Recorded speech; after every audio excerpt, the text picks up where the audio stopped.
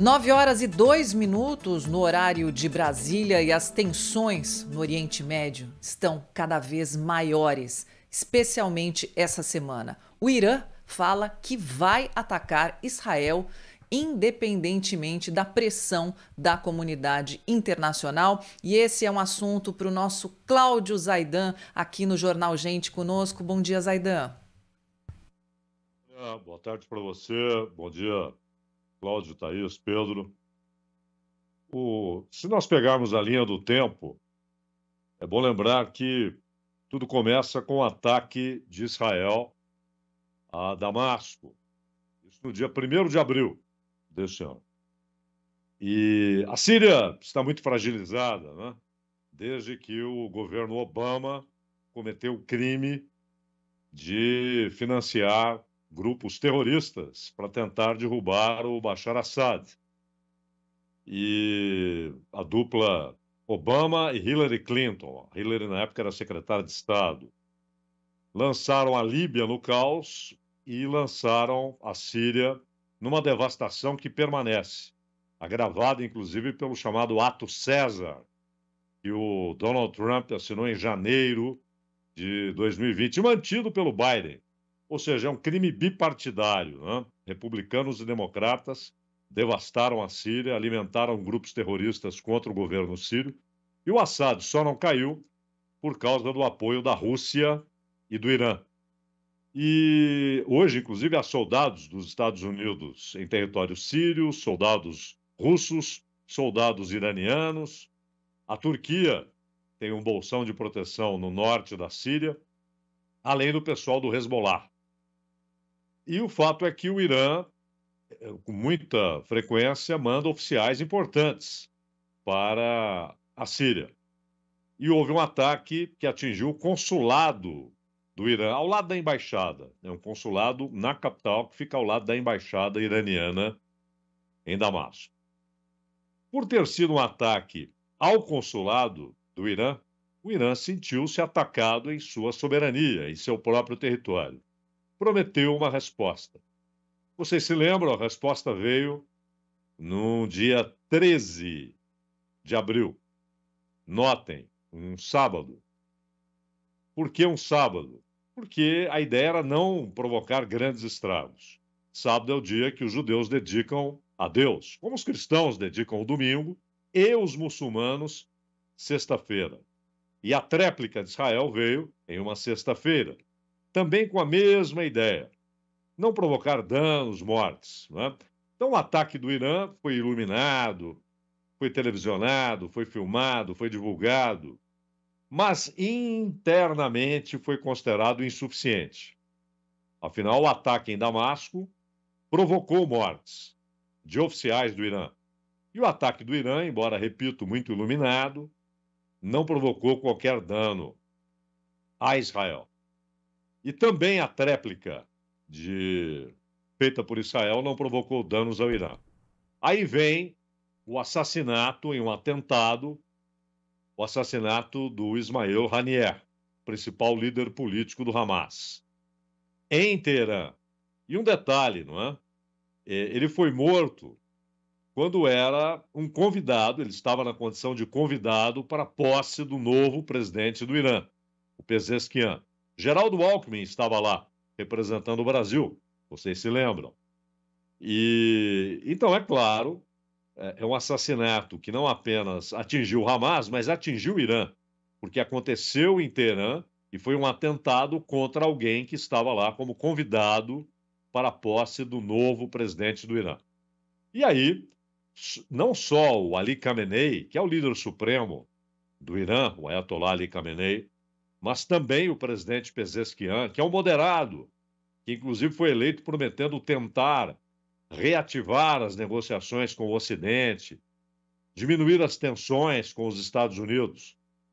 Esse atentado levou o Pezeshkian também a uma posição de firmeza. Ele não poderia dizer, não, eu quero negociar com os Estados Unidos, eu quero uma reaproximação.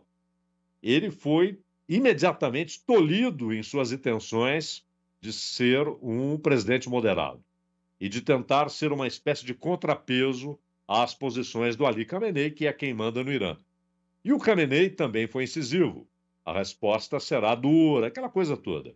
Só que, dentro do Irã e também aliados do Irã consideram que até agora as respostas iranianas foram insuficientes e fracas. Qual é o receio do Irã num ataque a Israel? Ele sabe que os Estados Unidos participarão da resposta militar. Tanto que o porta-aviões Abraham Lincoln já se dirigiu para a região, com caças F-35, equipamento de primeiríssima qualidade.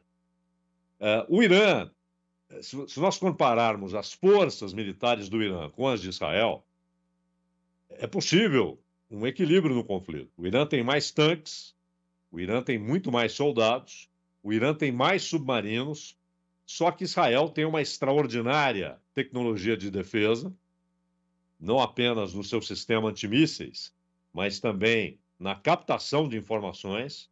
O serviço de inteligência de Israel é tremendamente eficiente. Mas o receio do Irã não é uma resposta militar de Israel, é a participação dos Estados Unidos numa resposta militar.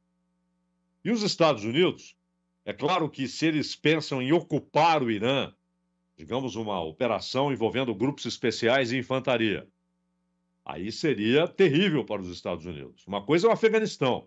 E mesmo assim, no Afeganistão, depois de 20 anos, tudo que os Estados Unidos controlavam era uma parte de Cabul, a parte restritíssima das embaixadas, e a estrada ligando Cabul ao aeroporto internacional. Só, depois de 20 anos. E saíram com o rabo entre as pernas. Né? Imagina o Irã, um país de 90 milhões de habitantes, um país com muito mais capacidade militar do que o Talibã. Então, seria uma aventura perigosa. Mas eles não precisam ocupar. Eles podem apenas atacar, desde navios, desde aviões, despejar toneladas de mísseis precisos e poderosos sobre o Irã. E é isso que o Irã receia. Só que o Irã tem de fazer alguma coisa. É um compromisso do seu líder e agora também do seu presidente, o Pezeshkian. Aí o Khamenei abriu uma janela para evitar um ataque. Ele disse: se Israel assinar um acordo de cessar-fogo com Hamas, duradouro, e que retire as forças de Israel da faixa de Gaza, pelo menos suspenda a operação militar em Gaza por tempo indeterminado, nós poderemos evitar o ataque. Então ele abriu essa janela. E hoje, Thaís, Pedro, Cláudio, Sônia, haverá uma reunião em Doha, no Catar, inclusive com a presença de gente do Mossad, do Shin Bet e também das Forças Armadas de Israel. Eles conversarão com representantes do Catar, dos Emirados Árabes, do Egito e dos Estados Unidos, para tentar, enfim, encaminhar de novo uma tentativa de acordo com o Hamas. Só que agora, a própria posição do Hamas, ela é mais difícil, porque o seu líder foi assassinado. E todo mundo sabe que foi por Israel. Israel, quando não admite uma ação, é porque ele fez. Quando ele não fez, ele diz: não fiz, não fomos nós. Quando ele fica calado ou admite, né, o silêncio é admissão. Mas o Hamas provavelmente vai aceitar desde que haja uma maciça libertação de prisioneiros palestinos. Só que ainda há dois pontos. Como seria essa libertação e como seria a entrega dos reféns? Em que velocidade os reféns seriam libertados? Porque é bom lembrar que na faixa de Gaza há o caos. O Hamas está acéfalo. São células atuando. Não há nem meios de comunicação entre essas células. Então não dá para alguém chegar e dizer: tá bom, entregaremos os reféns todos no dia tal. Eles não sabem, muitas vezes, esses que negociam, qual a real situação dos reféns. E vale notar, como aspecto final, que uma guerra, se de fato se desencadeia uma guerra entre Irã e Israel, as consequências seriam terríveis, não só pelo nível de destruição possível, pela capacidade militar de ambos e pela participação militar dos Estados Unidos, mas também porque isso desencadearia forças guerrilheiras, inclusive entre os palestinos, e, claro, envolveria outros países. Apesar das diferenças religiosas e políticas entre Arábia Saudita e Irã, a Arábia Saudita dificilmente ficaria em silêncio ou apoiaria uma ação de Israel, porque seria a morte de muçulmanos. E aí o governo saudita ficaria constrangido em ficar em silêncio ou adotar uma atitude de apoio a Israel. Enfim, como tudo que acontece lá é altamente complexo, existe essa janela de oportunidade para se evitar a guerra, um acordo entre Israel e o Hamas. Sabe, Zaidan, ouvindo você falar, estava pensando duas coisas aqui. A primeira é que dá um medo danado, não é? Porque existem decisões que são fundamentais para o que vai acontecer para o mundo inteiro a partir de agora, que estão sendo tomadas nesse instante. E por personagens que a gente não sabe exatamente qual de fato é o risco que eles estão dispostos a assumir. Você falou muito sobre riscos e falou muito sobre consequências de ações. Então, queria só, para a gente fechar aqui, puxar para o outro lado. O que o Irã teria a ganhar se, de fato, optar por uma ação efetiva contra Israel? E olhando para os Estados Unidos, o que os Estados Unidos poderiam ganhar se participassem de um conflito mais aberto no Oriente Médio? Para os Estados Unidos, o único ganho possível seria a derrubada do regime iraniano. A guerra poderia desestabilizar de tal maneira que poderia ter como consequência a queda do regime hoje liderado pelo Khamenei. Desde 1979, Estados Unidos e Irã são inimigos, não é? Desde a tomada da embaixada americana pelos estudantes, logo depois da Revolução do Khomeini, que foi em janeiro, fevereiro de 1979. São 45 anos de atritos diplomáticos, algumas aproximações, como aquela que levou ao acordo para a questão nuclear. Por outro lado, se isso não ocorre, é óbvio que uma derrota militar levaria o Irã a acelerar o seu programa nuclear, aí sim com fins militares, não é? E então isso seria desestabilizador para toda a região. Levaria inclusive a uma corrida nuclear. A Arábia Saudita imediatamente também iniciaria, e ela tem dinheiro para isso e bastante, iniciaria o seu programa nuclear com fins militares. Para o Irã, não há, Thaís, qualquer ganho econômico ou político numa guerra contra Israel. Mas algumas decisões, elas vão além do cálculo frio e racional. Khamenei se sente pressionado. Ele sabe que há uma expectativa, inclusive dos iranianos, até daqueles que são contra o regime, de que uma resposta seja dada. Afinal, o território iraniano foi violado. Um atentado foi praticado em Teherã no dia da posse do presidente eleito pelos iranianos. Ele não foi escolhido pelo regime, ele foi eleito pelos iranianos. Inclusive, não era o candidato do Khamenei, vale ressaltar. Foi uma eleição legítima, democrática. Então... Zaidan. Pois não, Cláudio.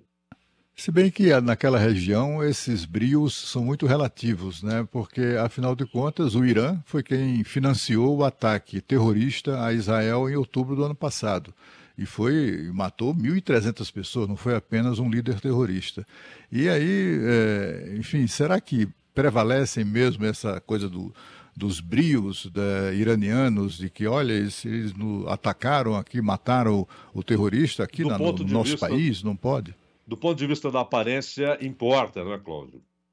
Talvez até a pessoa não se sinta suficientemente furiosa para iniciar um ataque, mas ela se sente politicamente pressionada. Há uma pressão imensa sobre o Khamenei para que ele dê uma resposta militar. Por isso ele abriu essa janela de oportunidades. Se houver um acordo entre Israel e o Hamas, nós deixaremos suspensa a decisão de atacar Israel. Ele não tem muitas alternativas. Na verdade, ele não tem alternativa. Ou ocorre esse acordo e aí ele fala, bom, fizeram o que nós pedimos. Ou ele terá de atacar Israel. Cláudio Zaidan, jornalista da Rádio Bandeirantes, sempre conosco também aqui no Jornal Gente. Obrigada, Zaidan. Até a próxima. Um abraço, até a próxima. 9